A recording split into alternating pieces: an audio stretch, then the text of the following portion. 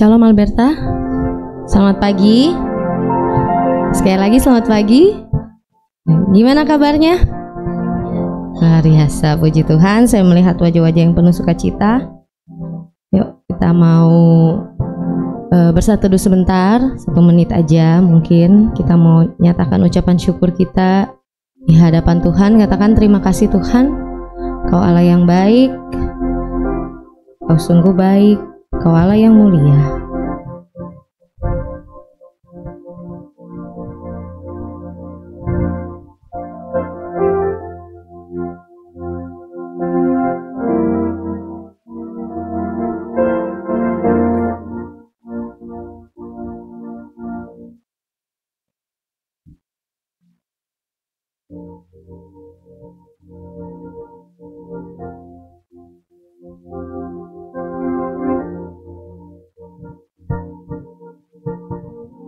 Bahwa dialah Yesus satu-satunya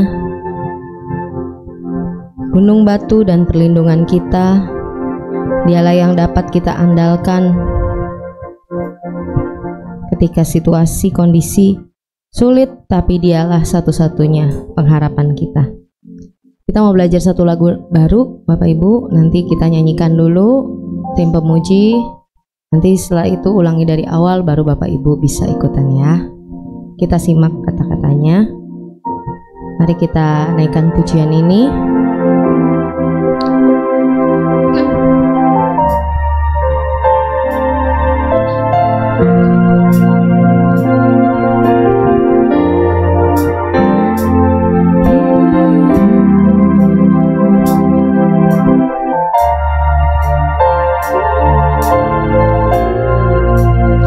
Dalam sesak ku mencari wajah-Mu, bersujud menyembah-Mu, tak lagi berharap pada kekuatanku, ku berserah penuh. Kaulah sandaran hidupku,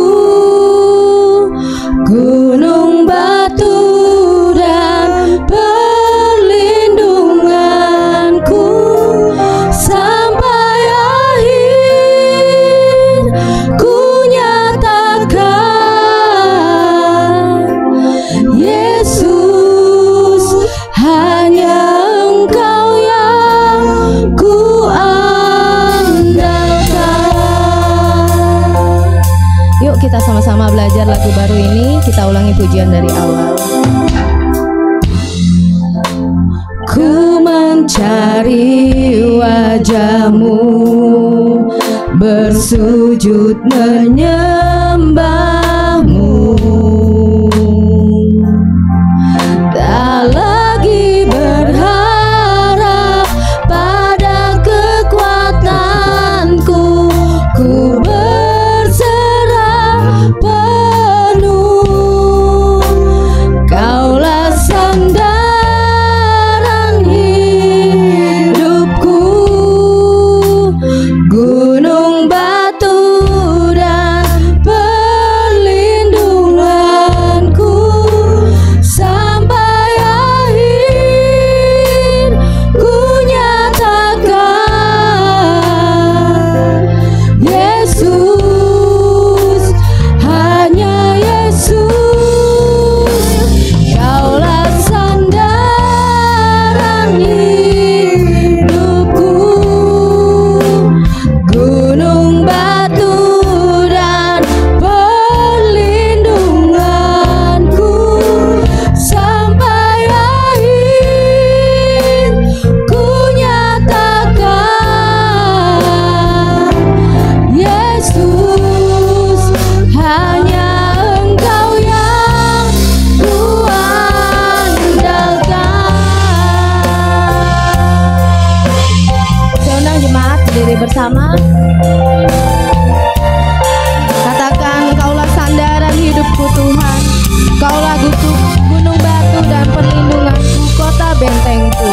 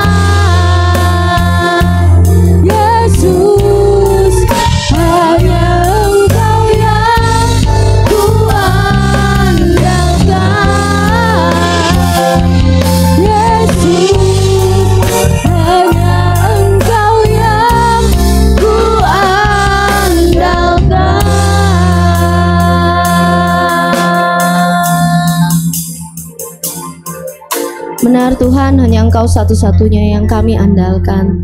Terima kasih Tuhan Yesus, Engkau Allah yang mulia, Bapa yang kekal, Engkaulah kota benteng perlindunganku.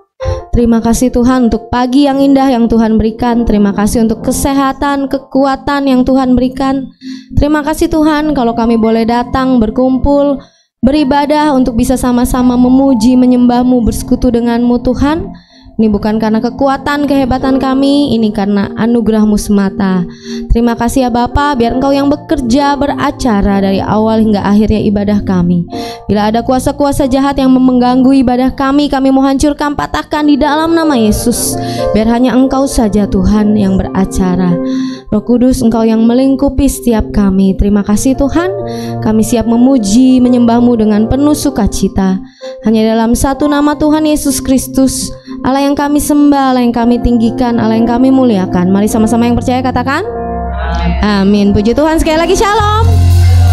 Sekarang kita kasih tos deh. Kasih tos ya. Ya 5 orang dong, jangan cuma 1. Keluar dari barisan kursi gak apa-apa.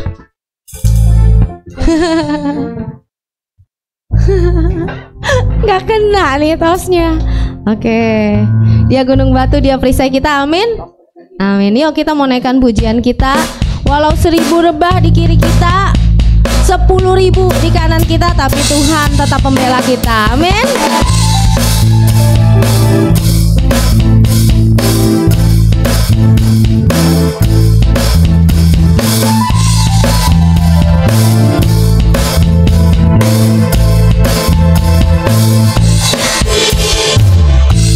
Meskipun musuh di depanku, rintangan menghadang langkahku, ku tahu sungguh Engkau bersamaku. Beribu rebah di kiriku, berlaksa di sini, tapi apa? Ku tahu janji-Mu, Engkau bersamaku. Takkan pernah goyah, takkan pernah goyah keyakinanku pada diri-Mu, Yesus Tuhanku. Tiada yang seperti-Mu, Kaulah kuatku, kebanggaanku, gunung batu dan keselamatanku, kuat tangan-Mu, perlindunganku, Kaulah Allah sumber kemenanganku. Yuk naikkan pujiannya dengan semangat, katakan meskipun musuh di depanku, rintangan menghadang langkahku, ku tahu sungguh Engkau bersamaku. Beribu rebah di kiriku, berlaksa di sisi kananku, ku tahu janji-Mu, Engkau bersamaku. Nyatakan dengan iman, takkan pernah goyah keyakinanku pada diri-Mu, Yesus Tuhanku. Tiada yang seperti-Mu, Kaulah kuatku, kebanggaanku, gunung batu dan keselamatanku, kuat tangan-Mu, perlindunganku, Kaulah Allah sumber kemenangan. Kaulah kuatku, kebanggaanku, gunung batu dan keselamatanku, kuat tangan-Mu, perlindunganku, Kaulah Allah sumber kemenanganku. Katakan takkan pernah goyah keyakinanku padamu Tuhan. Takkan pernah goyah keyakinanku pada diri-Mu, Yesus Tuhanku. Tiada yang seperti-Mu, Kaulah kuatku, kebanggaanku, gunung batu dan keselamatanku, kuat tangan-Mu, perlindunganku, Kaulah Allah sumber kemenangan. Kaulah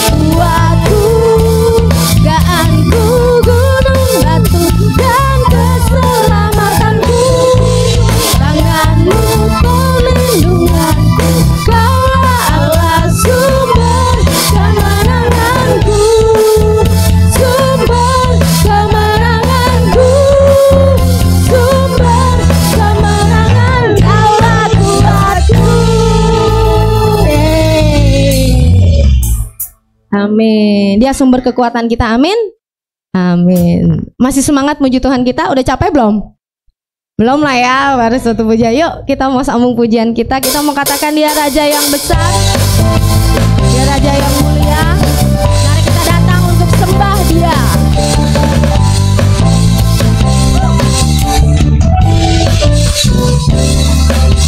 Tuhan Raja Maha Besar. Mari apa? Mari datang menyembah dia. Tuhan Raja Maha Besar. Mari datang menyembah dia. Sebab apa Bapak Ibu? Yang mencipta dunia ini, yang membentuk gunung-gunung, kehadirannya datanglah, nyanyi bersyukur padanya. Dengan bersuka bernyanyilah, dia batu keselamatan, puji dia Tuhan Raja Maha Besar. Katakan Tuhan Raja Maha Besar. Tuhan Raja Maha Besar. Bisa colek kanan kirinya, colek coba. Mari datang menyembah dia. Tuhan Raja Maha Besar. Tuhan Raja Maha Besar. Mari datang menyembah dia. Sebab apa? Dia mencipta dunia ini, dia membentuk gunung-gunung, kehadirannya datanglah, nyanyi bersyukur padanya. Dengan bersuka bernyanyilah, dia batu keselamatan, puji dia Tuhan Raja Maha Besar. Coba kasih lihat senyumnya. Dengan bersuka bernyanyilah, dia batu keselamatan, puji dia Tuhan Raja Maha. Katakan dengan bersuka. Dengan bersuka bernyanyilah, dia batu keselamatan, puji Tuhan Raja Maha. Tuhan Raja Maha. Tuhan Raja Maha Besar.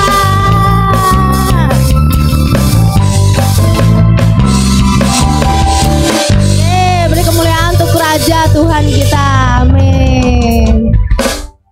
Dia Tuhan yang besar. Amin. Amin. Puji Tuhan. Yuk kita masih mau sambung pujian kita. Dia Tuhan yang benar. Dia Alfa dan Omega. Dia awal dan akhir.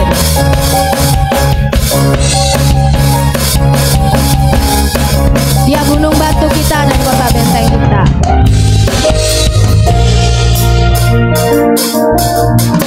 Kau gunung batuku dan kau kota bentengku, tak akan pura. Sebab apa saudara? Kau menjamin. Puji Tuhan.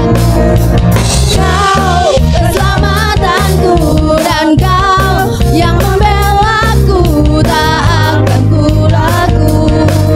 Kuasamu di dalamku, walau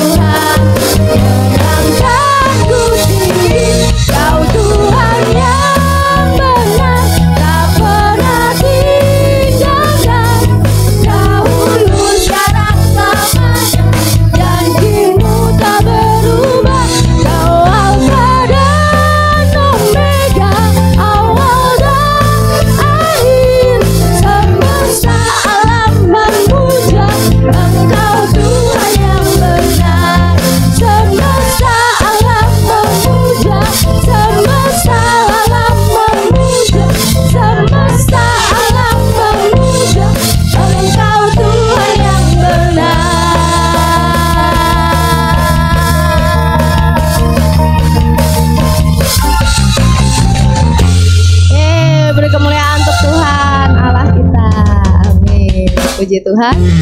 Silahkan duduk Bapak Ibu. Oke, sebentar kita akan mendengarkan berita sepekan yang akan disampaikan oleh Diaken Lilumin. Hari ini spesial, kenapa ya spesial? Shalom. Kenapa hari spesial? Ayo, ada yang tahu nggak? Kalau ada yang tahu, nanti makannya 2 porsi. Asik. Siapa yang tahu? Sembari menunggu pendetanya, pendetanya belum datang, jadi baca. Bukan itu intinya. Nanti saya kasih tahu ya. Shalom semuanya. Apakah ada yang baru pagi ini? Belum ada ya? Oke, puji Tuhan. Semua adalah jemaat yang setia. Saya minta waktunya sejenak untuk mengikuti pengumuman selama seminggu ke depan. Terima kasih kepada semua pelayan yang telah setia melayani dalam kebaktian umum hari ini. Tuhan Yesus memberkati dengan bonus khusus. Ingatkan juga anak dan cucu kita untuk mengikuti Aberta Kids minggu ini pukul 10.30 setelah kebaktian umum. Kaum wanita diundang untuk hadir dalam kebaktian kaum wanita Aberta yang diadakan setiap hari Selasa pukul 10 pagi. Hari Selasa ini 21 Mei 2024, firman Tuhan akan disampaikan oleh Pendeta Karmelia Suryanto. Mari berdoa bersama dalam benteng doa GBI Aberta setiap Jumat pukul 10 pagi. Ini terbuka untuk umum, jadi kita boleh mengajak teman, keluarga, atau saudara untuk saling menguatkan dalam melalui doa-doa kita. Kaum muda diajak untuk hadir setiap Sabtu sore pukul 18 dalam komunitas Aberta Youth Team. Hari Sabtu tanggal 25 Mei 2024, firman Tuhan akan disampaikan oleh Pendeta Ferdinand Butar-Butar. Seluruh jemaat diundang untuk kembali hadir dalam kebaktian umum minggu depan 26 Mei 2024 pukul 8 pagi. Firman Tuhan akan disampaikan oleh Pendeta Karmelia Suryanto. Komsel Pemuda Aberta diadakan pada hari Minggu 26 Mei 2024. Sekali lagi untuk Komsel Pemuda diadakan pada hari Minggu 26 Mei 2024 pukul 11 siang. Firman Tuhan akan disampaikan oleh Diaken Stefanus Iwanata Sutejo. Siap, Bib? Keluarga besar Aberta akan mengucapkan selamat ulang tahun kepada Bapak Teguh Komala tanggal 19 Mei hari ini. Yeay, selamat ulang tahun. Ini hari spesial. Jadi tadi hari spesial ini nanti kita akan dijamu oleh Bapak Teguh. Terima kasih Bapak Teguh. Jadi seluruh jemaat jangan pulang dulu. Nanti kita akan kongko dengan makan siangnya atau makan pagi ini. Jadi siang lanjut lagi ya. Jadi baru sarapan, nanti siang berlanjut lagi di tempat masing-masing. Kemudian kepada Ibu Grace Tobing tanggal 21 Mei, Ibu Sela Sutejo tanggal 22 Mei. Ibu Sela saya lihat hadir. Coba silakan berdiri Ibu Sela. Selamat ulang tahun tanggal 22 Mei. Jadi minggu depan kita ada acara khusus lagi. Saudara Lukas Michael tanggal 26 Mei. Apakah hadir Lukas? Tidak ya. Ini ada pengumuman penting juga. GBI Aberta membuka kesempatan untuk Bapak, Ibu, saudara-saudari yang telah rutin beribadah selama minimal 1 tahun dan rindu melayani sebagai pemimpin pujian, pendamping pujian, pemusik, multimedia, kolektan, sekolah minggu, pemuda remaja, kaum wanita dapat menghubungi sekretariat untuk persyaratan yang jelas. Jadi ini terbuka untuk seluruh jemaat Aberta yang rindu melayani. Jadi rindu melayani pasti semua jemaat pasti ada keinginan. Jadi ayo bergerak ya, jangan sampai terlambat.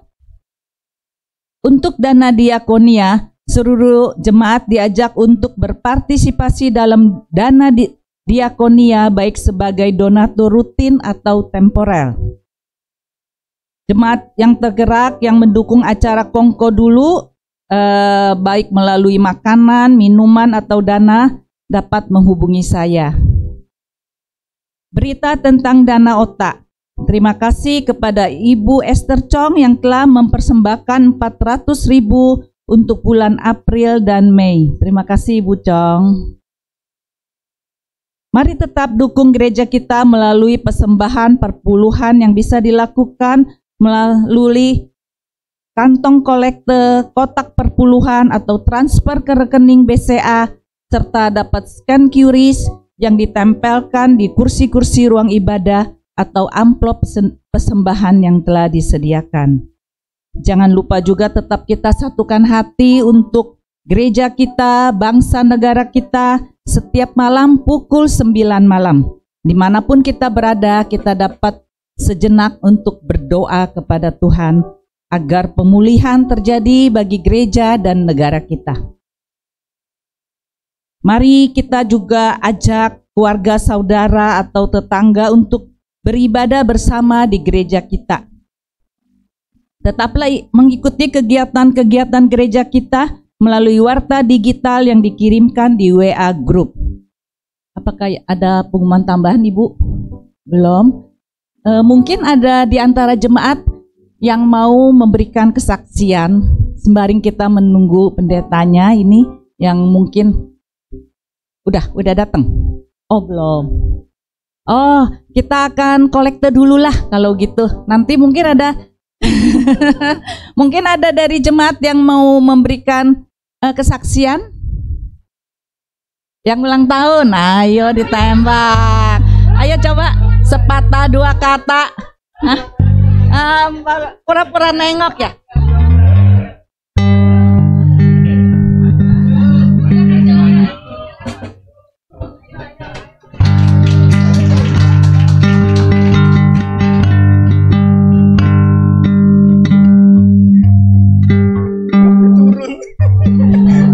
Kita nyanyi satu pujian. Terima kasih untuk keluarga besar GB Alberta, terutama nih tante nih. Iya, main nembak aja. Ya aku bersyukur sih hari ini tepat berulang tahun 30 ya. 30 lebih banyak sih. Gitu. Aku bersyukur ya aku bersyukur Tuhan telah menyertai selama sampai sekarang ya, umur saya sekarang. Ya Tuhan baiklah buat aku dan Lia, kita keluarga. Ada aja sih berkat yang Tuhan berikan pada kita. Itu di luar dari pikiran kita, ada aja sih dalam setahun, tahun lalu. Saya percaya sih tahun ini juga Tuhan menyertai lebih. Gitu. Tuhan berkati Bapak Ibu juga. Thank you. Oke. Terima kasih ya. Selamat ulang tahun ya. Belum nulis katanya. Oh iya, belum nyanyi. Oke, kita akan memberikan yang terbaik untuk Tuhan Allah kita. Untuk yang bertugas pagi hari ini membawa persembahan boleh maju ke depan. Nanti minta dengan kasih Diakon Yong Puriantini akan berdoa untuk persembahan kita pagi hari ini.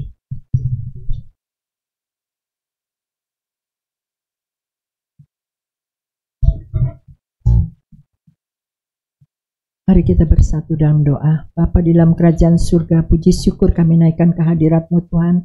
Terima kasih untuk kesempatan yang Tuhan berikan. Kami boleh dilayakkan untuk memuji menyembah-Mu Bapa. Biar setiap pujian penyembahan kami boleh berkenan kepadamu, menyenangkan hatimu dan hanya untuk kemuliaan nama-Mu.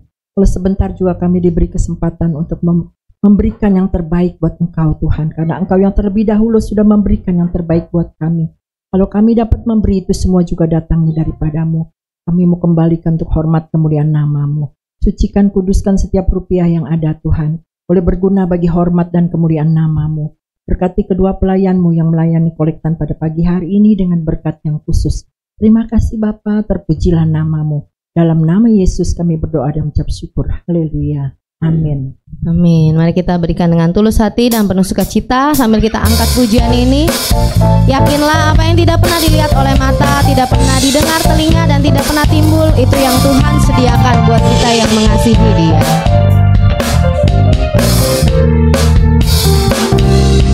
Apa yang tak pernah dilihat mata, yang tak pernah didengar telinga, yang tak pernah timbul di dalam hati, semua disediakannya bagi yang mengasihi Dia. Apa yang sanggup melakukan segala perkara, dulu, sekarang, dan selamanya, kuasanya tidak berubah. Allah sanggup melakukan segala perkara, dulu, sekarang, dan selamanya, kuasanya tak berubah. Katakan Allah sanggup. Allah sanggup melakukan segala perkara, dulu, sekarang, dan selamanya, kuasanya tidak berubah. Allah sanggup melakukan segala perkara, dulu, sekarang, dan selamanya, kuasanya tak berubah. Dulu, sekarang, dan selamanya, kuasanya tak berubah. Dulu, sekarang, dan selamanya, kuasanya tak berubah.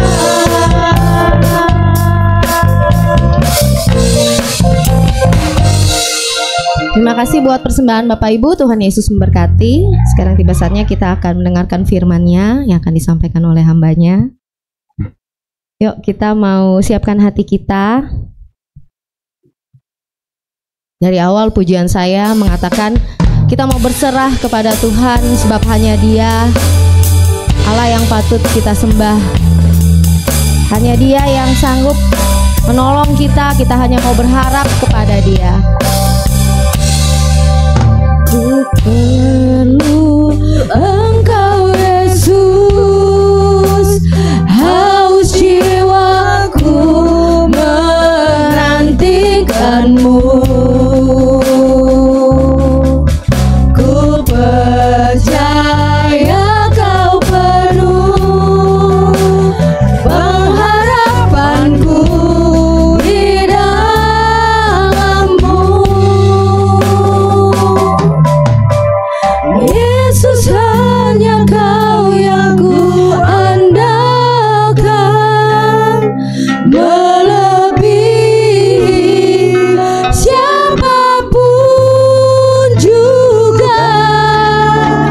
Yesus, hanya Kau yang ku percaya, di setiap waktu tiada lain yang ku andalkan selain Kau, Yesus. Kita ulangi pujian ini dari awal. Kami perlu Engkau Tuhan. Ku perlu Engkau Yesus, haus jiwaku menantikan-Mu. Ku percaya Kau penuh pengharapanku di dalam-Mu.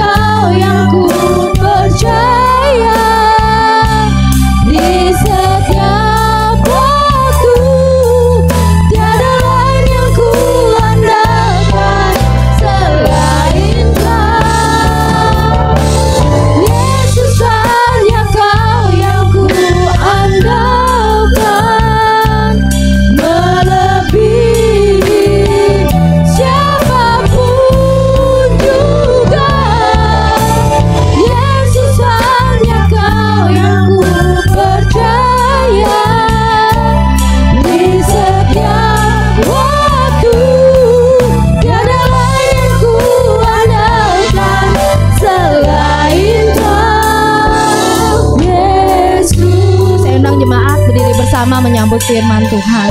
Katakan, ku perlu Engkau Tuhan. Ku perlu Engkau Yesus, haus jiwaku menantikanmu. Ku percaya Kau penuh pengharapanku di dalam-Mu.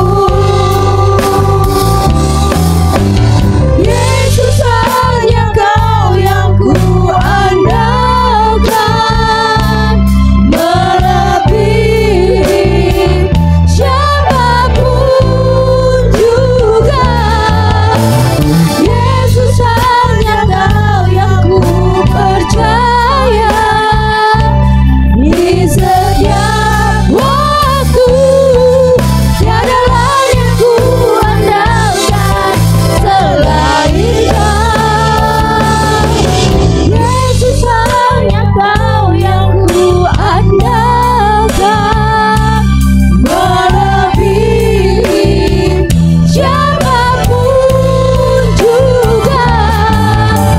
Yesus, hanya Kau yang ku percaya, di setiap waktu tiada lain yang ku andalkan selain Kau. Yesus, Katakan, hikmat-Mu Tuhan melebihi segala pikiranku.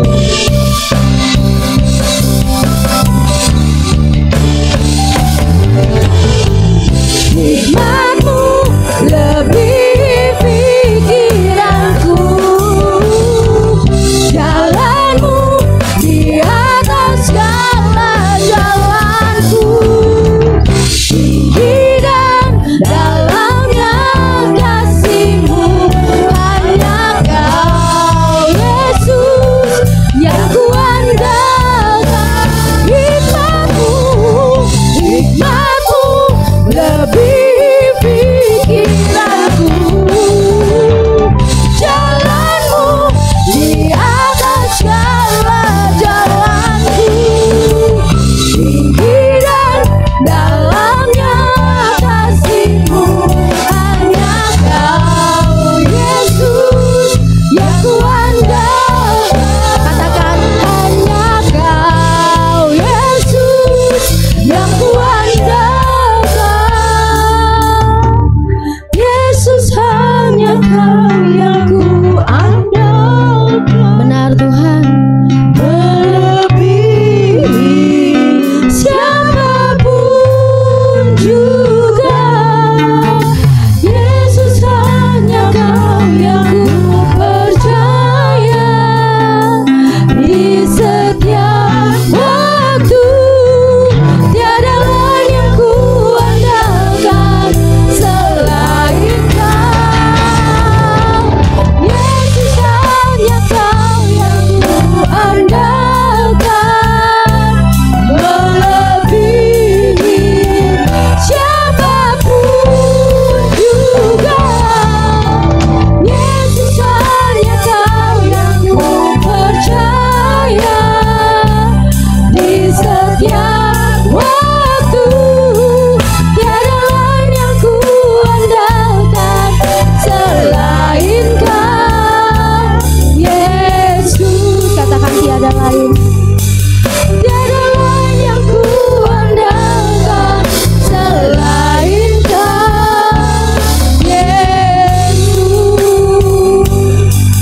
tiada lain yang ku andalkan selain Kau. Yesus. Untuk waktu selanjutnya saya serahkan pada hambanya.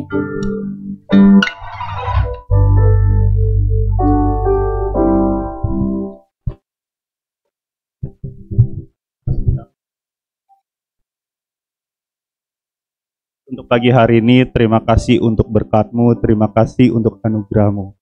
Kalau kami boleh datang ya Tuhan, kami boleh datang untuk beribadah, bersekutu. Kau tolong pimpin kami Tuhan, sehingga kami mampu memahami setiap firman yang disampaikan dengan baik.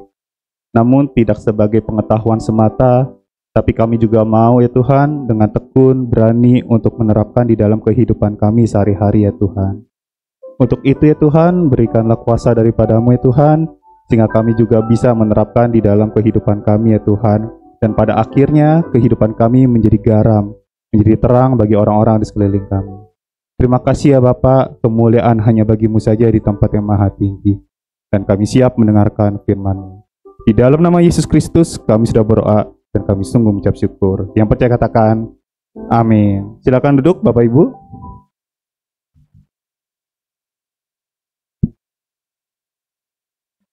Ya, shalom semuanya. Ya. Mari kita buka di dalam Kisah Para Rasul 1, ayatnya yang ke-8. Kisah Para Rasul 1, ayatnya yang ke-8.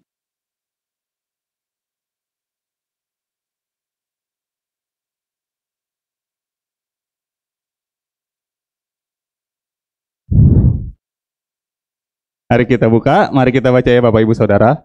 Kisah Rasul 1 ayatnya ke-8. Mari kita baca bersama. 3, 2, 1. Tetapi kamu akan menerima kuasa kalau Roh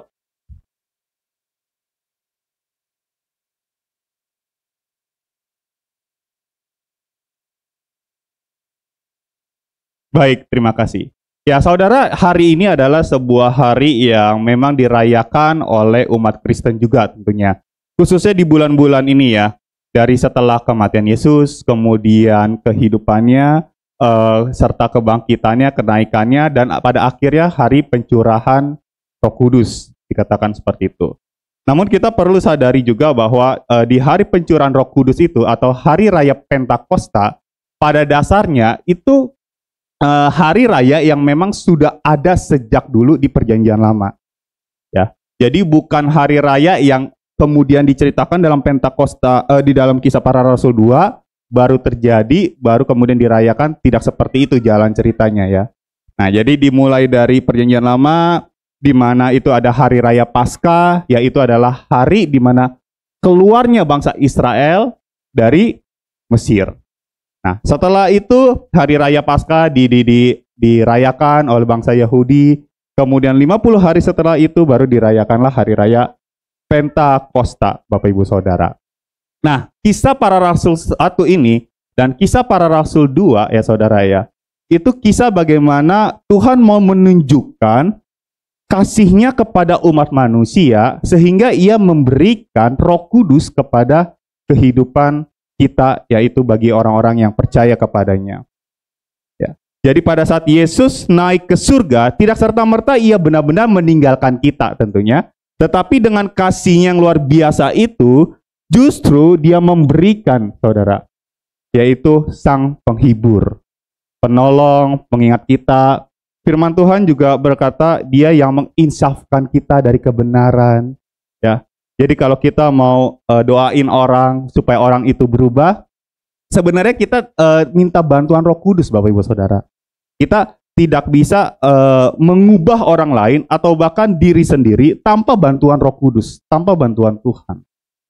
Ya, karena ada prinsip-prinsip yang sudah kita bangun dari sejak kecil, kemudian kita semakin dewasa. Dunia ini jahat, dunia ini begitu jahat, terkontaminasi dengan banyak hal. Sehingga tidak mungkin manusia bisa mengubah dirinya sendiri menjadi lebih baik tanpa bantuan Roh Kudus. Amin Bapak Ibu Saudara. Kita butuh bantuannya. Kita butuh bantuannya. Nah, di dalam Kisah Rasul 1 ayat 8 ini ditegaskan ya Saudara ya. Tentang bagaimana seharusnya kehidupan umat percaya itu bisa menjadi saksi. Kamu akan menerima kuasa kalau Roh Kudus turun ke atas kamu. Ya. Jadi kalau kita mau melihat urutannya ya di sini ya. Kamu akan terima kuasa kalau Roh Kudus turun ke atas kamu. Berarti Roh Kudus dulu ada di dalam diri kita, barulah kemudian kita menerima kuasa. Untuk apa kuasa tersebut? Untuk menjadi saksi Kristus. Di mana? Di Yerusalem, di seluruh Yudea, Samaria, bahkan sampai ke ujung bumi. Nah, saudara, ini adalah sebuah mimpi yang besar sebenarnya ya. Kalau bicara ujung bumi, itu adalah sebuah mimpi yang besar. Ya. Tetapi mimpi itu ternyata sudah Tuhan nyatakan lebih dulu di dalam Kisah Para Rasul 2. Ya. Beberapa minggu yang lalu saya pernah mengkhotbahkan khusus dari Kisah Para Rasul 2. Saya ulangi sedikit bagian yang itu, bagaimana ternyata waktu Roh Kudus turun di hari raya Pentakosta, di situ ada rasul-rasul, ada siapa lagi? Ada jemaat-jemaat dari negara, dari bangsa-bangsa lain berkumpul bersama untuk merayakan hari raya Pentakosta. Turunlah Roh Kudus, kepenuhan, panca indera seluruhnya bekerja. Kenapa? Karena di situ turunlah bunyi, dikatakan gitu. Mereka berarti nggak ngeliat kan? Kalau dikatakan turunlah bunyi berarti yang merasa apa? Telinga kita kan kayak gitu. Kemudian dikatakan ada tiupan angin. Nah, berarti kan kulit-kulit itu berasa gitu. Tapi tidak bisa dilihat. Nah, di situ Roh Kudus bekerja luar biasa. Kemudian ada lambang ya, ada lambang lidah-lidah api dan seterusnya. Kemudian mereka berkata-kata dalam bahasa lain yang bisa dimengerti oleh orang yang datang kepada mereka pada saat itu. Karena yang berbahasa-bahasa berkata-kata dalam bahasa lain itu dia adalah rasul-rasul, Bapak Ibu Saudara. Nah, ini perlu saya tegaskan ya. Rasul-rasul, pemimpin-pemimpin yang ada di dalam tempat ibadah tersebut, Bapak Ibu Saudara. Sehingga orang yang datang bergiliran gitu memahami apa yang dikatakan rasul tersebut. Apa yang dipahami yaitu adalah perbuatan besar yang Tuhan nyatakan. Jadi sebenarnya Roh Kudus turun atau kita kemudian banyak orang Kristen mengatakan itu bahasa roh, kemudian bisa dipahami, dimengerti, tujuannya satu, untuk menceritakan perbuatan Tuhan yang luar biasa.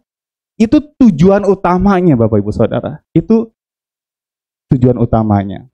Nah, kita bisa melihat di sini bahwa pada akhirnya tujuan itu pun juga terwujud, saudara ya. Dan perbuatan-perbuatan besar itu kemudian dinyatakan, diceritakan ke seluruh bangsa. Dan kalau kita baca kembali di Kisah Para Rasul 2, di situ ada orang-orang Arab, ada siapa lagi? Ada orang-orang Kreta, penganut agama Yahudi dari negara lain, bangsa lain, Frigia, Pamfilia, Mesir, dan lain sebagainya. Nah, kemudian ada orang yang berkata, wah deh mereka mabok nih, mabok anggur yang manis gitu. Biasanya orang kayak gini kagak ngerti, ya saudara ya. Orang-orang yang tidak memahami tentang pekerjaan Roh Kudus yang luar biasa. Nah, kemudian di situ juga tadi saya sebut ada pendatang-pendatang dari Roma. Saudara, Kisah Para Rasul, pada akhirnya kitab itu diakhiri bagaimana perjalanan pelayanan Rasul Paulus sampai akhirnya ia menuju Roma. Ia menjadi tawanan di dalam sebuah rumah. Di situ di Roma dia tetap menginjil, Bapak Ibu Saudara. Roma bagi mereka itu ujung bumi. Jadi teknologi di zaman dulu dengan zaman sekarang tentu berbeda ya saudara ya. Sehingga pemahaman mereka itu masih kurang ya, kira-kira kayak gitu. Dan beberapa orang masih ada yang percaya, atau bahkan mau dikatakan orang-orang percaya lebih banyak di situ tahu ada bumi itu bahwa ada ujungnya, saudara. Nah, kalau kita sekarang memahami dari segala teknologi yang ada, dari internet dan lain sebagainya gitu ya. Tapi kalau dulu orang pahamnya bumi itu ada ujungnya. Oh, di sana Roma. Oh, di sana ada negara ataupun bangsa lain. Dan kita bisa melihat di sini bahwa ternyata Kisah Para Rasul ini belum berakhir pun kuasa Tuhan sudah dinyatakan. Kemudian dilanjut Kisah Rasul 3, 4, ada kisah cerita tentang Filipus. Kemudian dia melayani sida-sida dari Ethiopia. Dari Ethiopia itu pun juga suatu bukti bahwa rasul-rasul juga telah menginjil sampai ke ujung bumi. Kenapa? Karena di situ ada Filipus, rasul, yang kemudian membaptis mereka sida-sida dari Ethiopia. Di dalam catatan sejarah gereja, sida-sida ini kemudian kembali kepada negaranya sendiri di Ethiopia. Dan dia menginjil, Bapak Ibu Saudara. Di sana, di Ethiopia, terjadi sebuah gerakan-gerakan yang luar biasa.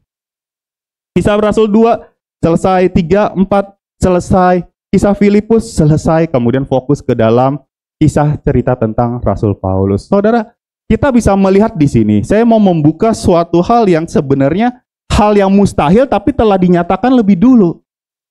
Dulu mungkin kita berpikir sampai ke ujung bumi, mana mungkin kita bisa menjadi saksi Kristus sampai ke ujung bumi. Justru Tuhan mau nyatakan kalau dulu saja terbatas dengan teknologi, terbatas dengan pengetahuan, terbatas dengan bahasa, dan lain sebagainya, Tuhan bisa bekerja di dalam hal tersebut. Gimana sekarang yang enggak gitu? Tentu sekarang lebih mudah. Lebih mudah karena teknologi kita lebih berkembang, cara kita berkembang, dan lain sebagainya, saudara. Dan di sini kita bisa melihat menjadi saksi Kristus itu sampai ke ujung bumi bukan hal yang mustahil. Justru hal yang memungkinkan. Dan kisah Rasul 2 sudah menyatakan lewat gerakan Roh Kudus tersebut. Nah, saudara, tapi kita lihat kembali dalam kisah Rasul 1 ayat 8. Kenapa sih rasul-rasul tersebut bisa luar biasa?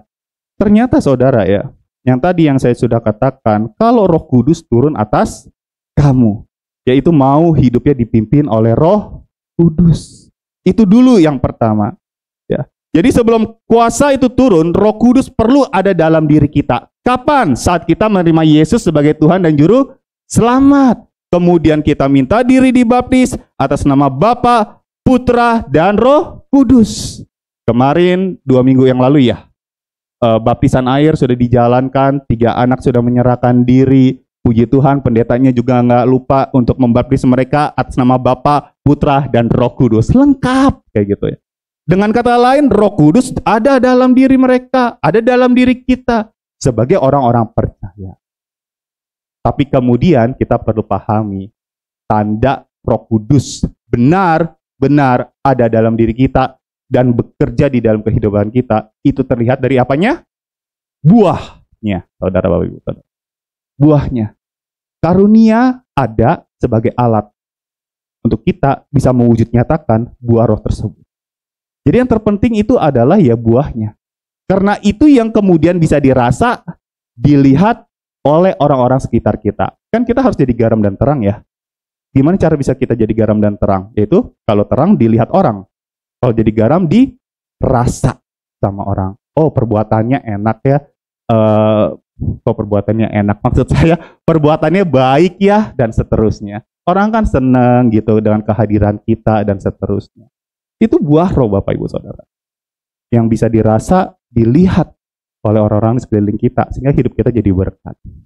Nah, kemudian hidup ini tentu waktu kita dipimpin oleh roh, kita sadar ya waktu kita di dunia, kita masih hidup di dalam gejolak ya saudara ya, banyak masalah dan lain sebagainya. Sangat mungkin dosa masih menghampiri di dalam kehidupan kita gitu. Masih seringkali kita jatuh bangun dan seterusnya.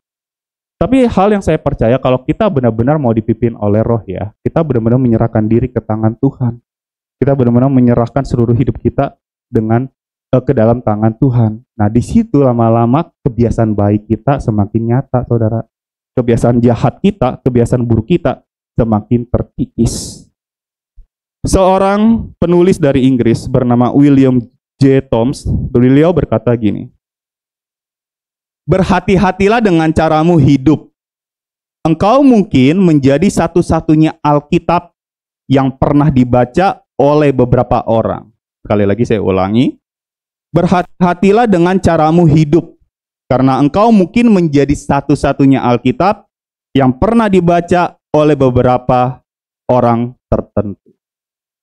Berhati-hatilah bagaimana kita hidup, Bapak Ibu Saudara. Kalau hidup kita mau dipimpin oleh roh, Bapak Ibu Saudara, saya percaya karakter-karakter baik kita semakin lama semakin baik. Dulu waktu saya pertama kali bekerja di sebuah perusahaan ya, di daerah Kelapa Gading. Di situ ada satu masa di mana saya harus belajar bagaimana memiliki integritas sebagai orang Kristen. Ya, yaitu kejujuran, Bapak Ibu. Ya, singkat cerita, karena terlalu panjang kalau saya ceritain lengkapnya. Intinya saya disuruh membuat pemalsuan, ya, dan itu sudah sering saya lakukan setiap bulannya, kayak gitu ya. Baik itu pajak, baik itu pemalsuan KTP, baik itu pemalsuan stiker, dan lain sebagainya. Banyak sekali yang saya sudah lakukan karena kepintaran saya waktu belajar desain grafis didaya gunakan oleh bos saya. Ya, saya senang, dia senang, sama-sama senang, yang penting bulanan dapat. Kayak gitu saudara, hidup saya. Kemudian seiring berjalannya waktu saya melakukan, saya tahu itu salah kayak gitu ya. Tapi kan saya mau gajian ya Bapak Ibu waktu itu. Jadi tetap saya lakukan tuh. Saya lakukan, tapi sampai satu titik Roh Kudus bekerja.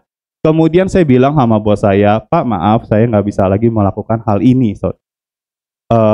Saya tidak bisa lagi membuat pemalsuan seperti ini. Mohon maaf.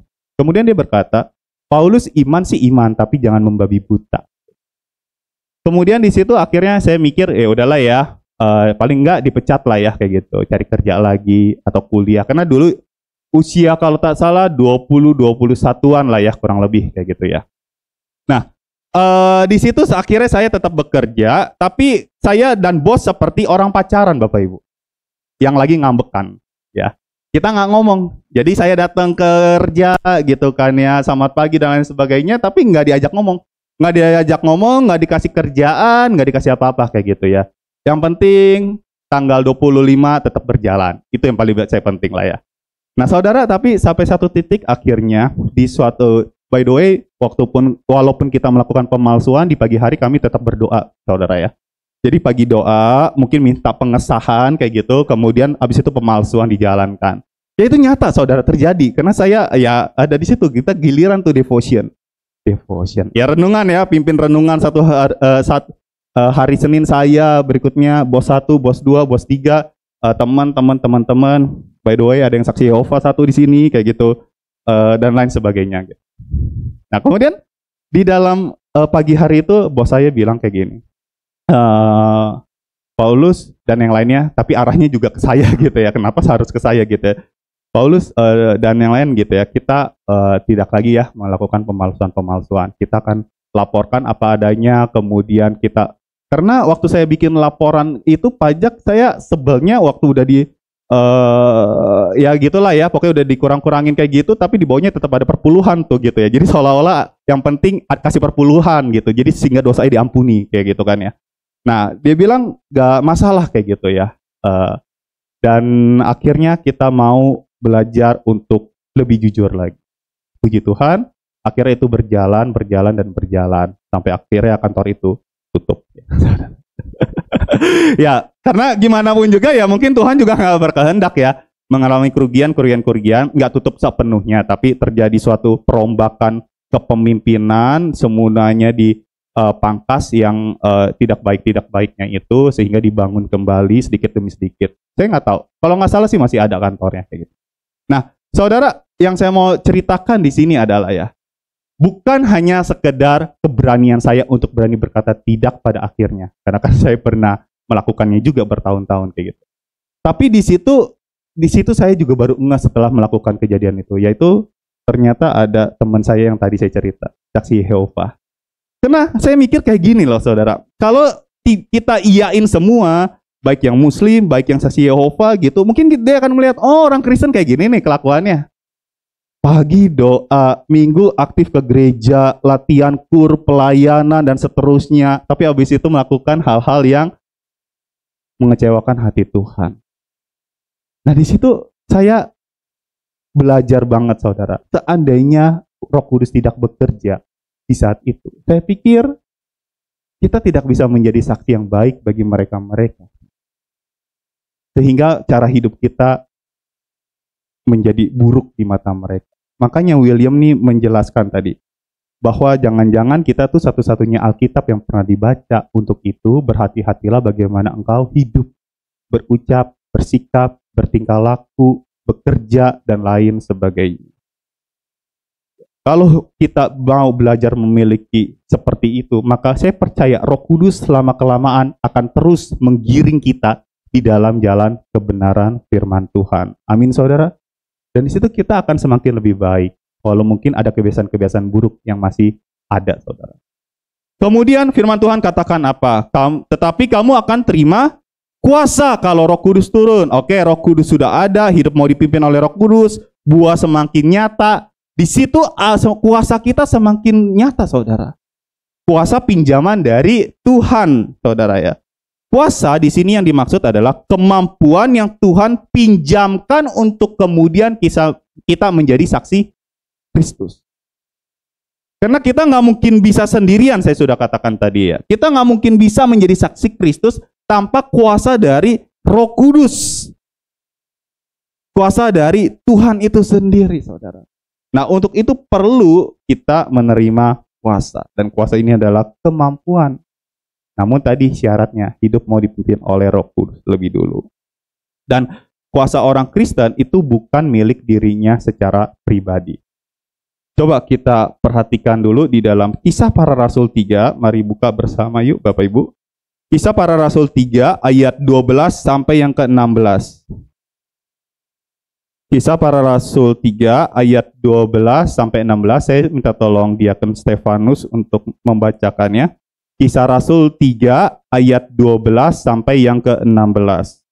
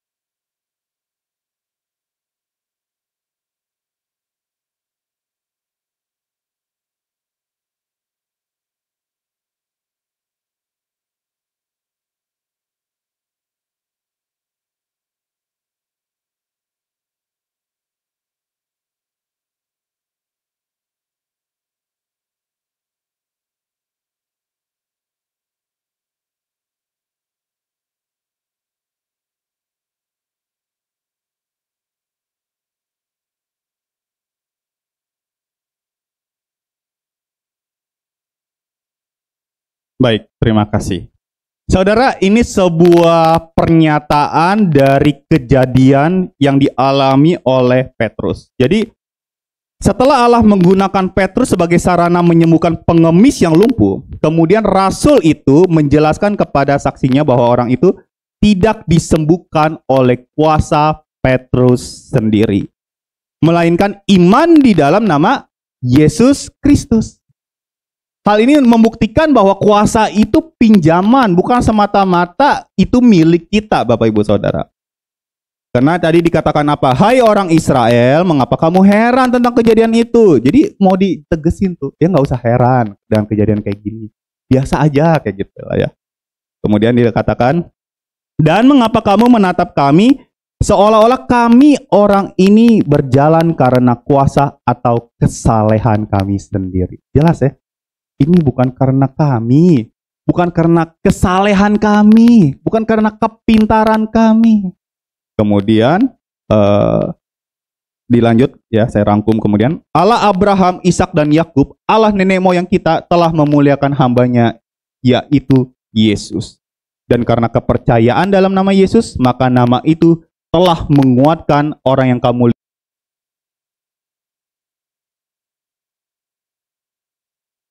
ini di depan kamu semua. Saudara, di sini kita bisa melihat ternyata kuasa itu yang memang pinjaman, diberikan untuk kita. Dan pastinya Tuhan memberikannya. Kuasa itu bisa berupa karunia, kuasa itu bisa berupa hal-hal lainnya, dan yang pastinya kita miliki sebagai orang percaya untuk kemudian menjadi saksi Kristus. Jadi kisah pelayanan Petrus dan Yohanes ini mau menegaskan bahwa kuasa itu ya memang pinjaman dari Tuhan Yesus ya. Dan melalui Roh Kudus dengan kuasa itu rasul-rasul melakukan perbuatan-perbuatan besar. Hal-hal ajaib. Roh Kudus memberikan mereka bahkan keberanian ya. Petrus kan tadi ngapain sih? Menyangkal Yesus kan? Betul ya saudara ya. Menyangkal Yesus. Saya tuh sering ngomongin sama murid saya tentang hal ini. Ya. Kalau kamu suatu hari nanti udah lulus, besar, gede, ketemu mister di tengah jalan, terus ada teman kamu bilang, itu bukannya guru kamu ya? Terus kamu mengatakan, bukan, gue gak pernah kenal deh sama yang kayak gini, kayak gitu ya. Jujur mister akan sakit hati, kayak gitu ya. Saudara membayangkan bagaimana Yesus udah mendidik Petrus dan kawan-kawan sekian tahun lamanya, Sehingga akhirnya Petrus malah menyangkal, saudara. Tapi di sini kita bisa melihat setelah Yesus naik ke surga, perubahan hidup pun terjadi. Diberikan sebuah keberanian. Bagaimana ia tetap mau mewartakan Injil. Itu pinjaman dari mana kuasa tersebut? Ya dari Tuhan, saudara. Bahkan ketika diperhadapkan pada kematian, mereka pun juga berani. Ya banyak ya rasul-rasul mengalami kematian-kematian yang cukup mengenaskan kayak gitu. Bukti lain ya, Petrus tuh bisa dengan kuasa dari Roh Kudus, Petrus berkhotbah 3.000 orang bertobat. Ya, sebenarnya nggak 3.000 aja, 3.000 plus Bapak Ibu. Karena setelah 3.000 itu kemudian banyak orang yang lain menyerahkan diri untuk kepada Tuhan dan memberi diri untuk dibaptis. Paulus dalam segala penyakit yang dimilikinya, ia tetap bisa memberikan yang terbaik. Ya, dia sakit, ada rematik dan seterusnya ya. Stefanus dirajam tanpa membalas, bahkan menerima hal tersebut, bahkan dia berdoa, doa yang miripnya sama dengan Tuhan Yesus di kayu salib. Kurang lebih itu isinya adalah sebuah pengampunan kepada orang yang merajam kepada dia. Filipus menginjil, kemudian karena kepentingan penginjilan, setelah Filipus membaptis sida-sida dari Ethiopia, firman Tuhan mencatat ini suatu hal yang luar biasa. Ternyata superpower kayak gitu sudah ada di dalam Alkitab.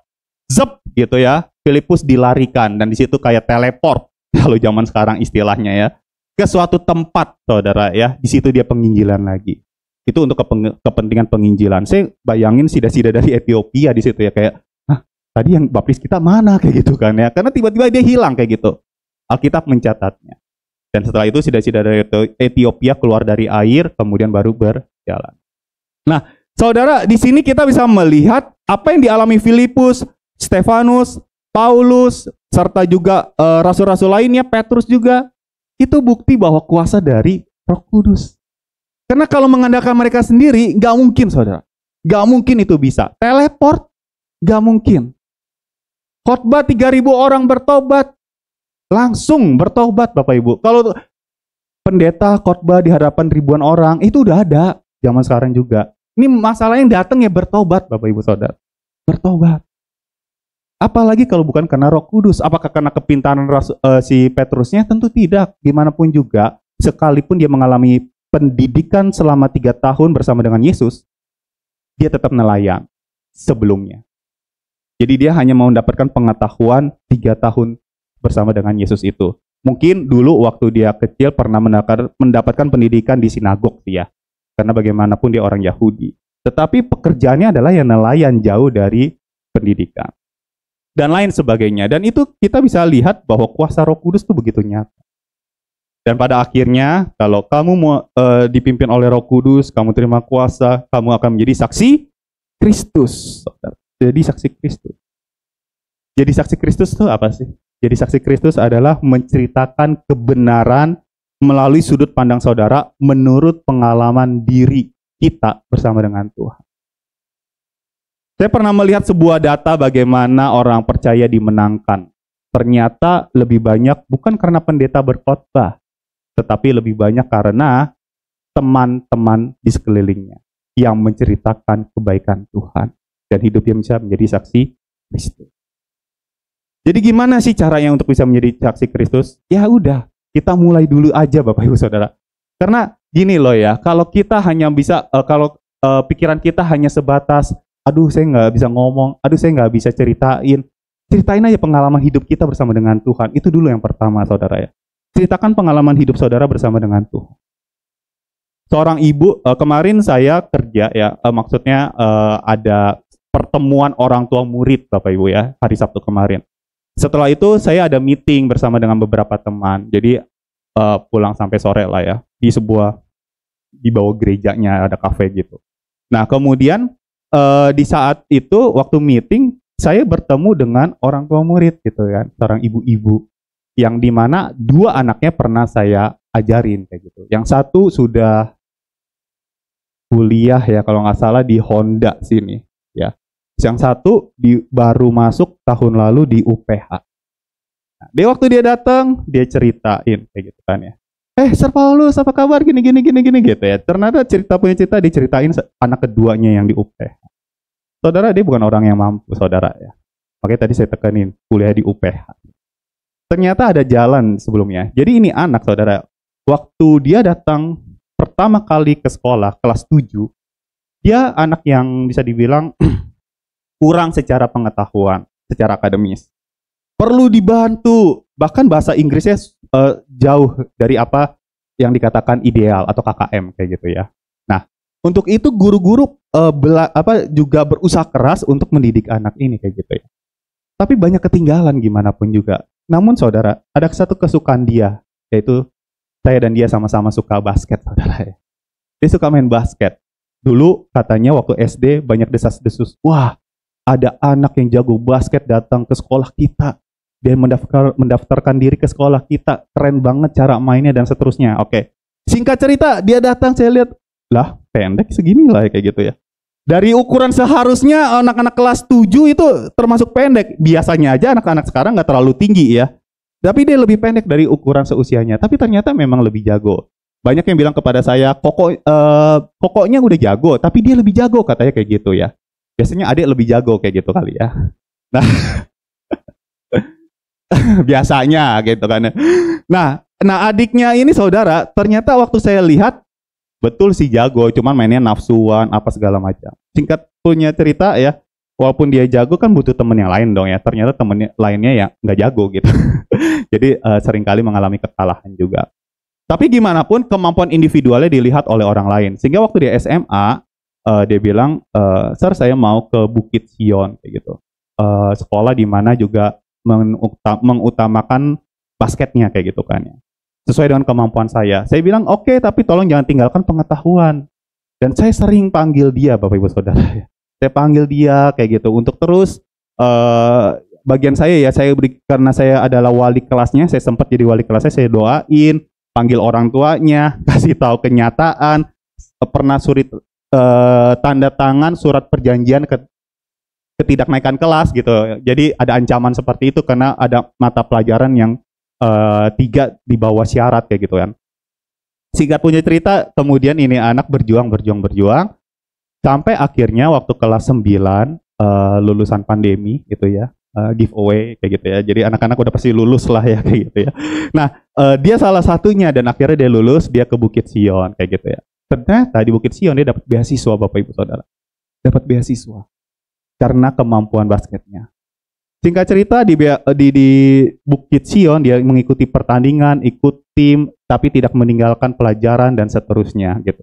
Nah, waktu dia udah kelas 12 di akhir ya, dia sempat ikut pertandingan. Itu cukup heboh ya untuk satu Jakarta gitu kan ya. Karena antara Bukit Sion lawan Jubil ya, kalau saya tidak salah, lawan Jubil yang di sini, dan Jubil itu menang. Dia kalah, kemudian dia sempat di sininya apa namanya bocor lah ya, pokoknya berdarah sampai dia bertanding sampai ini darah keluar terus menerus. Nah di situ dia maminya yang dari tadi lagi cerita sama saya, dia kasih tahu kepada saya, di situ kita udah down sir, karena nggak mungkin ada yang terima anak ini kayak gitu. Ada universitas yang mau terima dia, tapi sayangnya karena mungkin dia kalah ya, jadi ya nggak bisa dong kayak gitu. Tapi satu sisi dia dapat MVP. MVP itu pemain terbaik di dalam laga pertandingan tersebut, Bapak Ibu Saudara. Nah, singkat cerita, akhirnya mereka sekeluarga, ya udahlah mau gimana, yuk cari lagi mungkin sekolah lain dan seterusnya. Tapi ternyata karena kekalahan dan kegigihannya, saudara, ada orang yang melirik dia. Singkat cerita dia dipanggil lah di kampus itu UPH. Kemudian diajak ngomong dan lain sebagainya, mau diberikan sebuah beasiswa. Maminya bilang ke saya, "Sir, walaupun beasiswa, mau berapa persen? Mau saya bayar 25%-nya saya juga nggak mampu. Ini UPH, sir. Uang papa habis." Nah, saudara, di sini 25%-nya aja saya nggak bisa bayar, katanya kayak gitu. Bagaimana? Dan akhirnya mereka berdoa dan seterusnya, dan puji Tuhan, singkat cerita katanya 100%. 100% kuliah dibayarin sama itu kampus 3,5 tahun, tapi dengan syarat ada minimal KKM ya saudara ya, nggak boleh di bawah minimal tersebut. Saya nggak tahu berapa minimal. Yang pasti dia kuliah sampai lulus, dia dapat asrama, dia dapat makan sampai lulus, nggak bayar sepeser pun untuk kuliah. Saya bilang, Sir, aku cuma bisa berserah. Siapa kami? Kami nggak bisa bayar. Even 25%-nya juga kami nggak bisa bayar. Tapi karena kuasa Tuhan yang begitu nyata, akhirnya saya bisa. Saya melihat ini sebagai sebuah kekuatan, saudara ya.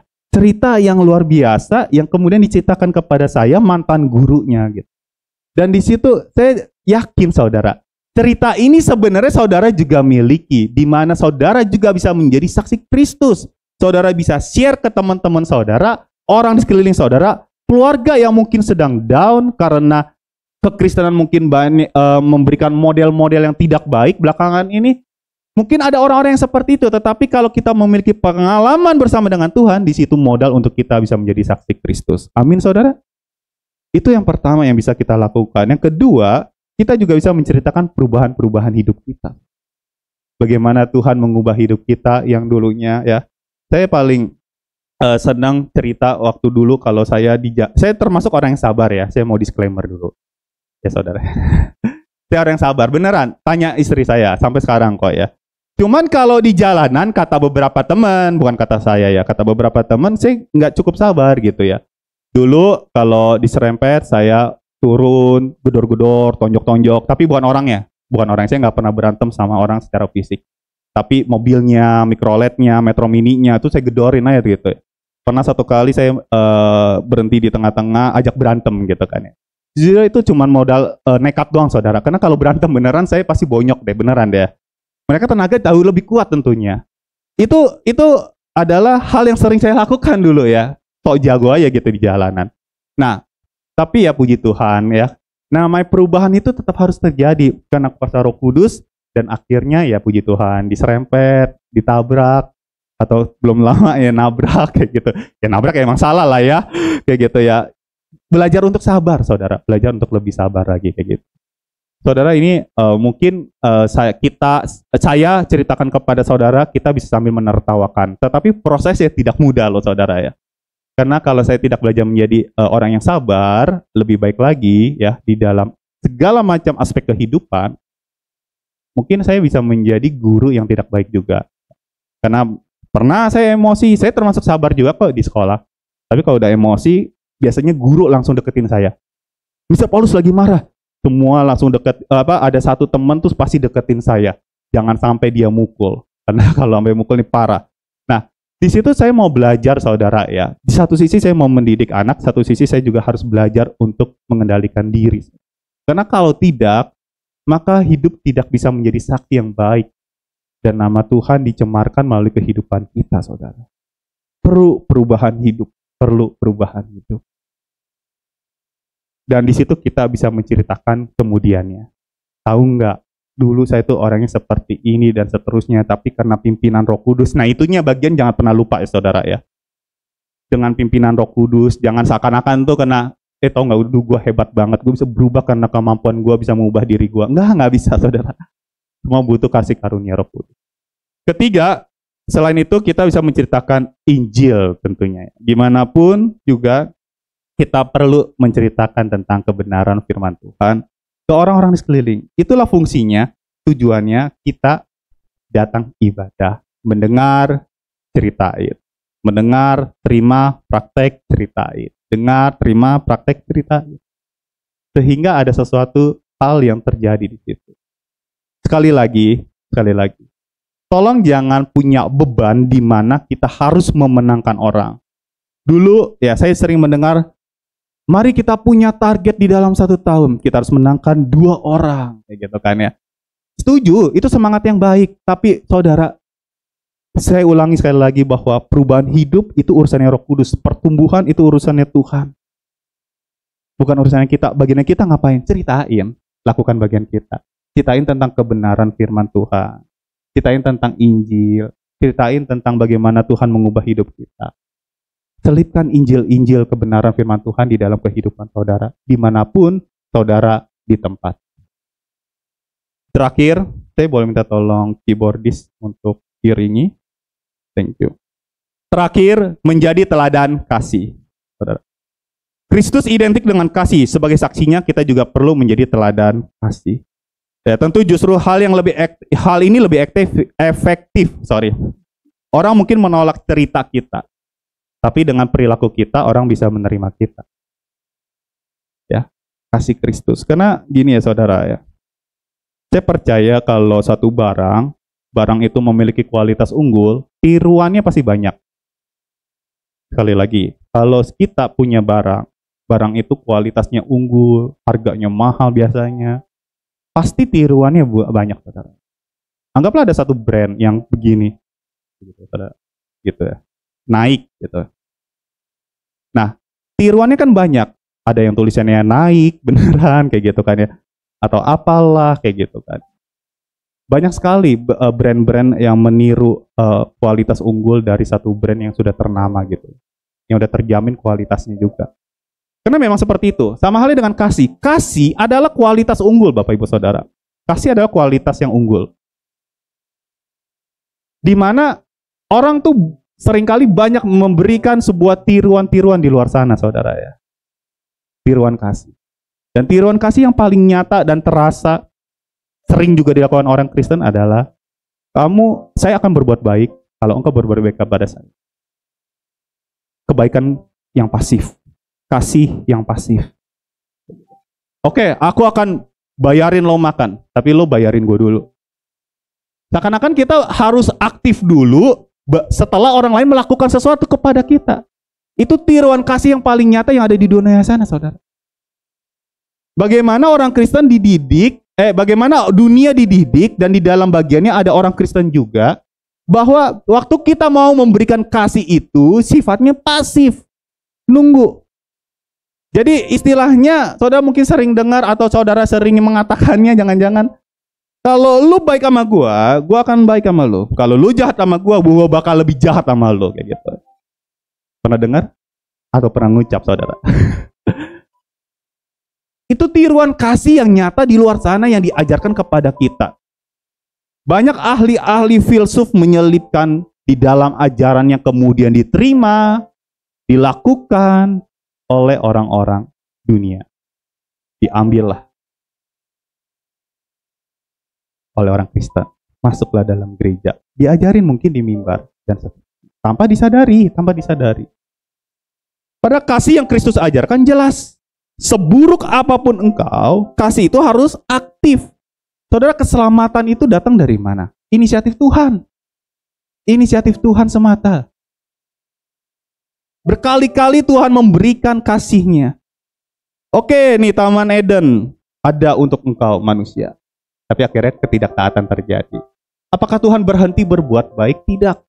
Tuhan tetap memberikan, berinisiatif memberikan apa, saudara? Kamu keluar dari Taman Eden, itu namanya konsekuensi.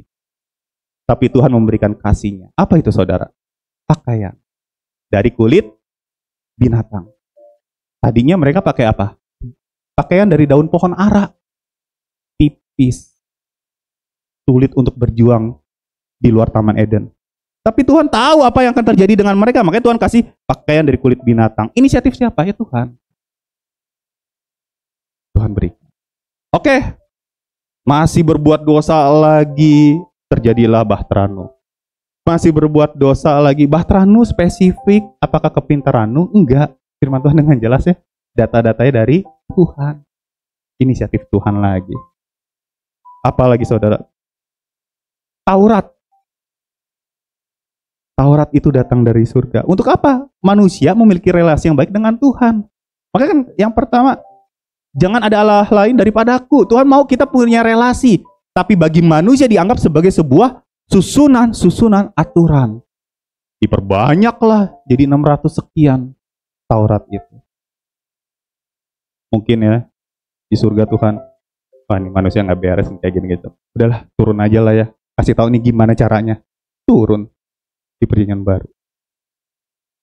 Menjelma sebagai manusia. Yesus mau kasih tahu di situ. Seburuk apapun kita, Tuhan tetap memberikan kasih terus. Saudara, teladan kasih adalah teladan yang paling bisa diterima oleh orang-orang di luar sana. Jangan menunggu orang dulu mengasihi kita. Jangan menunggu orang berbuat baik lebih dulu kepada kita. Tapi coba aktif memberikan sesuatu kepada orang lain. Memberi itu bukan hanya dalam bentuk dana, uang semata. Bisa banyak hal. Waktu saudara untuk mendengarkan curahan hati orang. Dan masih banyak lagi lainnya. Tenaga saudara, kepintaran saudara, pengetahuan saudara. Saudara bisa bagikan itu. Banyak orang bertobat karena seperti itu, saudara. Bukan karena fasihnya kita berbicara tentang penginjilan, tetapi karena kita menjadi saksi Kristus yang nyata dan dapat dirasa. Saksi Kristus itu perlu kita lakukan. Amin, saudara. Di situ kita bisa menjadi saksi Kristus. Mari kita mau belajar hidup dipimpin oleh Roh. Dengan cara seperti itu, kuasa kita milik. Saudara perlu imani ini, ada kuasa dalam diri kita. Ada kuasa. Yang satu dikasih kuasa untuk berbicara, untuk meyakinkan orang di dalam jalan kebenaran. Yang satu diberikan pengetahuan, kepintaran. Yang satu diberikan hal-hal lainnya dan seterusnya. Saya mau ngomong sedikit tentang bahasa roh karena bicara tentang Pentakosta. Bahasa roh yang di dalam Kisah Rasul 2 itu kan dapat dimengerti ya. Artinya harus ada yang menerjemahkannya, saudara ya. Artinya harus ada kelengkapan di dalam tubuh Kristus itu sendiri juga, Bapak Ibu Saudara. Artinya kita seluruhnya ya perlu bekerja, saling melengkapi dengan apa yang kita miliki. Tuhan udah kasih, tinggal kita jalanin doang. Kita jalanin, ceritain perubahan hidup saudara, tentang penginjilan. Kalau saudara diberikan pengetahuan firman Tuhan yang luar biasa, ya share tentang hal itu.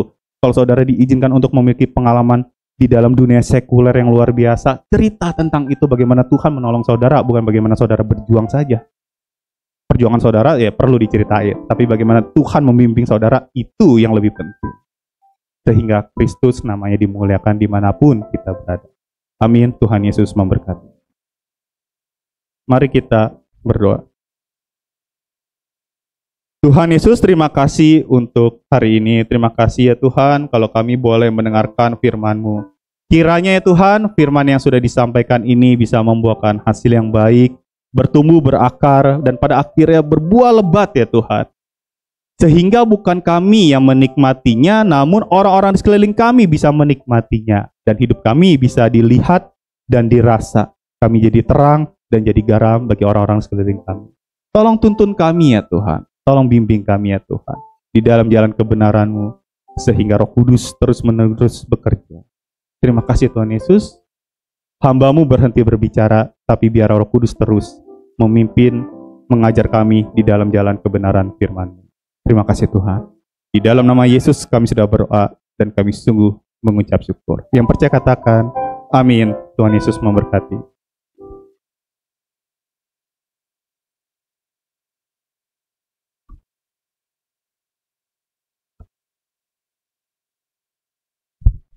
Amin, diberkati oleh firman Tuhan, amin. Amin, biarlah kita bukan hanya menjadi pendengar yang baik, tapi menjadi pelaku firman, dan kita bisa menjadi saksi-saksi Kristus, bisa berproses ya Bapak Ibu. Saya atas nama Ibu Gembala dan seluruh jemaat mengucapkan terima kasih atas pelayanan PDP Paulus. Tuhan Yesus memberkati PDP Paulus dan Ibu Sela. Nah, saya sharing sedikit nih Bapak Ibu tentang kuasa dalam berkata-kata ya. Kita nggak boleh sembarangan gitu walaupun bercanda. Jadi gini, tadi kan saya latihan, habis latihan tuh kayak kurangnya 8 kurang 10 gitu, saya mau ke atas make up. Nah PDP Paulus ini udah di belakang, tadi udah ketawa-ketawa, dia udah belakang, tumben nih nyampe duluan gitu kan, nggak pakai jas sih. Terus ya saya sapa lah karena mau sambil jalan keluar, pagi gitu salaman ya, datangnya pagi lu tumben. Iya nih kan mau temenin hamba Tuhan, dia bilang gitu.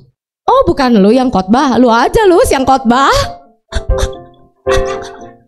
Oh kirain Paulus yang khotbah hari ini. Enggak, dia ngomong gitu. Enggak lah, bukan gua, dia bilang gitu. Tapi aku udah bilang, oh kira Paulus lah yang khotbah gitu. Udah, nggak lama-lama karena harus make up ke atas. Dan ternyata terjadi Bapak Ibu.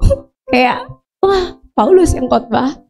Seperti perkataan saya tadi gitu. Jadi kayak sama teman jangan bercanda-bercanda dulu. Juga sering saya suka bercanda-bercandain, kayaknya feeling gua nggak enak nih, lu hati-hati nih. Nanti kan jadi kita kan maksudnya bercanda, kalau bercanda jangan yang buruk gitu. Kalau bercanda perkatakan yang baik. Ya kan, kamu makin sehat, makin kaya, makin sukses, makin cantik, makin apa, maksudnya perkatakannya yang baik, jangan yang jelek. Jangan bilang kayaknya lu gendutan deh. Beneran lu gendutan, ntar dia beneran gendutan gimana? Kan sedih ya. Maksudnya enggak gue bercanda, lu nggak tapi kan bercandanya kayak gitu ya. Intinya bercandanya juga harus yang baik lah gitu, karena mulut kita punya kuasa. Amin. Oke, sekarang kita mau akhiri ibadah kita. Saya undang Bapak Ibu sekali lagi untuk berdiri bersama. Minta dengan kasih mungkin untuk Diaken Lilumin ya, pimpin kita untuk doa syafaat, doa tutup. Nanti untuk doa berkat akan dipimpin oleh Ibu Gembala.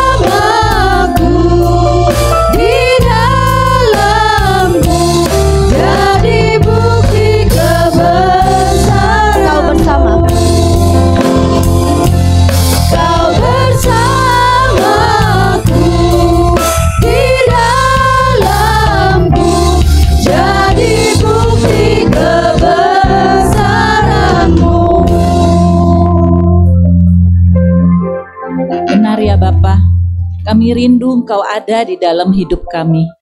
Kami rindu Engkau bersama kami, Tuhan. Terima kasih untuk pagi hari ini, Tuhan. Kami bangun tanpa kurang satu apapun. Engkau masih memberikan kami napas kehidupan, Tuhan, untuk kami berkarya, bersaksi, dan memuliakan nama-Mu. Terima kasih Bapa, terima kasih Tuhan Yesus. Terima kasih Roh Kudus. Tuhan, kami juga mengucap syukur untuk pagi hari ini ya Tuhan. Kami telah mendengar dari khotbah pagi ini ya Tuhan. Ajar kami ya Tuhan bahwa kami dapat menjadi buah-buah roh Tuhan. Roh Kudus, Engkau hadir dalam hidup kami. Engkau meliputi kami. Engkau ada di dalam tubuh kami. Engkau lingkup ruangan ini dari depan sampai ke belakang Tuhan. Biar jemaat Aberta diberkati oleh roh-roh lidah api yang menyala-nyala dalam hidup kami. Terima kasih Bapa, terima kasih.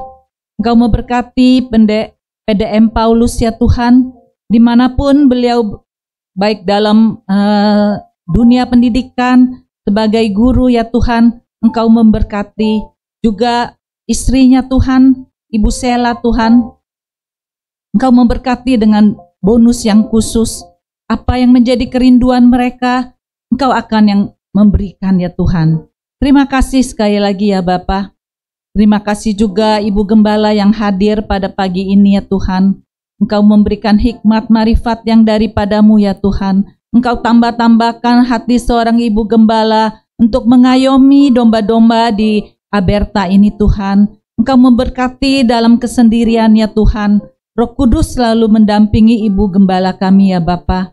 Terima kasih untuk kesehatan, untuk berkat yang segala Engkau limpahkan kepada Ibu Gembala kami Tuhan. Ya Bapa, kami juga berdoa untuk saudara-saudara kami yang berulang tahun pada minggu ini.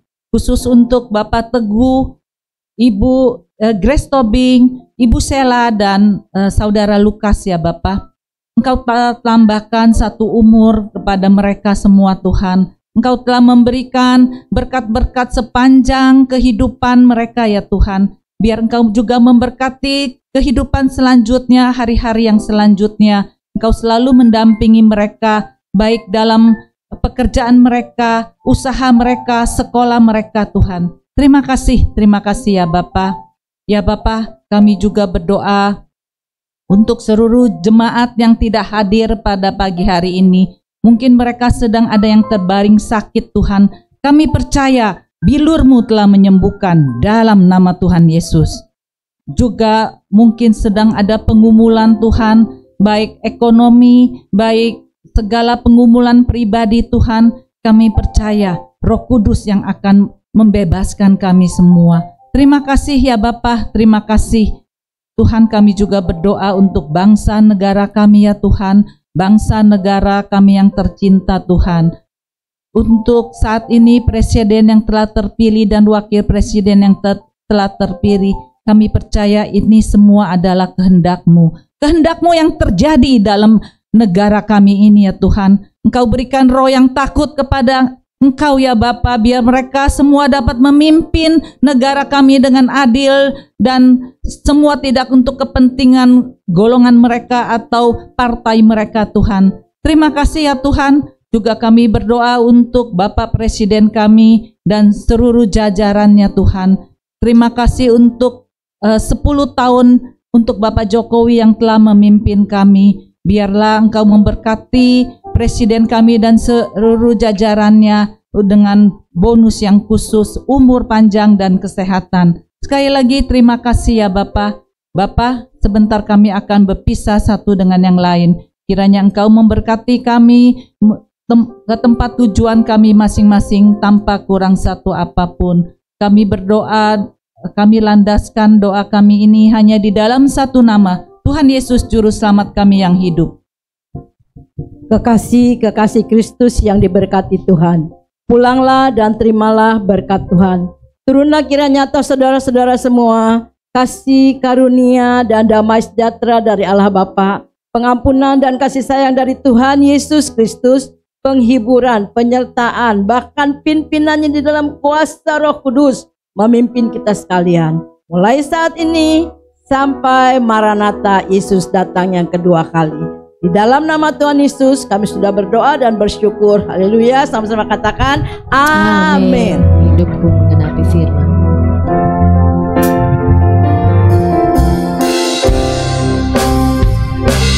Hidupku menggenapi firman-Mu, tanda mujizat sertai tiap langkahku. Kau bersamaku di dalamku, jadi bukti kebesaran-Mu. Kau bersamaku.